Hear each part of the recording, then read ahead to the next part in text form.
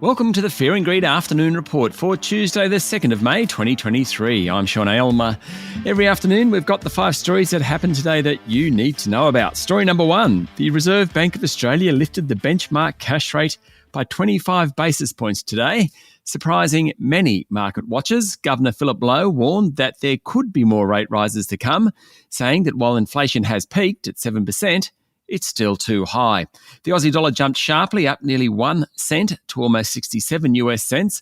Bond yields surged, with 3-year bonds rising 16 basis points to 3.2%, suggesting professional investors think interest rates will stay higher for longer.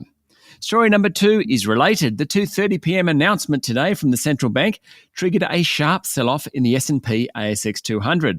By the end of the day, it closed nearly 1% lower to finish at 7,267 points. Real estate stocks, which are particularly sensitive to interest rates because they carry so much debt, were hardest hit, with the Real Estate Investment Trust Index down more than 2%. Telcos, energy and industrial stocks were also hit hard. They were selling across the bourse. Only one top 20 stock closed higher, and that was Newcrest Mining. Among the very large companies, Telstra led the way down, dropping 2.3%, while Transurban was off 2.1%. The big 4 banks were relative outperformers, even though they all ended lower, because higher rates help their profit margins.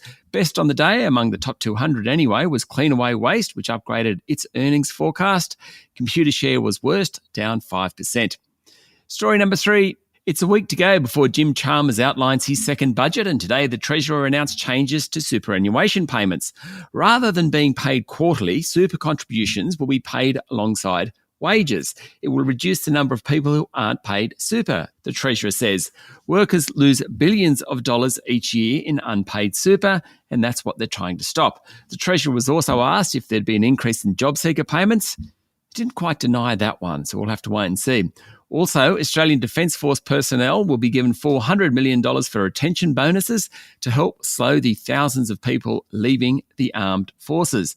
Permanent ADF members will be eligible to receive a $50,000 bonus near the end of their initial mandatory period of service if they commit for another 3 years.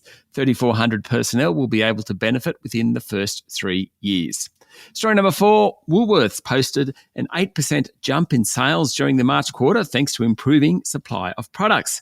Australia's biggest grocer said that total sales across the business was $16.3 billion for the quarter, thanks to a big jump in its food business, which accounts for about 3/4 of total turnover. Woolies X, which includes the loyalty program, also had a strong quarter. So too did the New Zealand food business Countdown. The group said that private label item sales grew sharply as shoppers continued to trade down, looking for better value as a result of household budget pressures. Chief Executive Officer Brad Banducci said he's seeing signs of overall moderation in inflation in food, though there are still pockets of sharply rising prices. And story number 5, some good news. The competition watchdog has rejected the NBN's proposal for higher prices on some plans and cheaper prices on others, and asked for new ideas to make broadband more affordable and effective. The Australian Competition and Consumer Commission rejected what's known as the Special Access Undertaking from the NBN. It's basically the framework that allows the NBN to be commercially viable and provides consumers with affordable access to the network.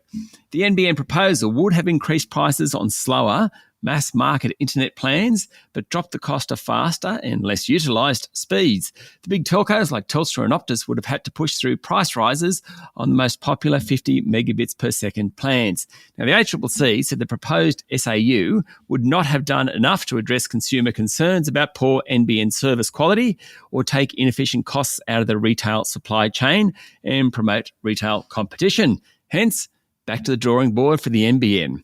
That's it for the afternoon report for Tuesday, the 2nd of May, 2023. Michael Thompson and I will be back tomorrow morning with a Wednesday edition of Fear and Greed. I'm Sean Aylmer. Enjoy your evening.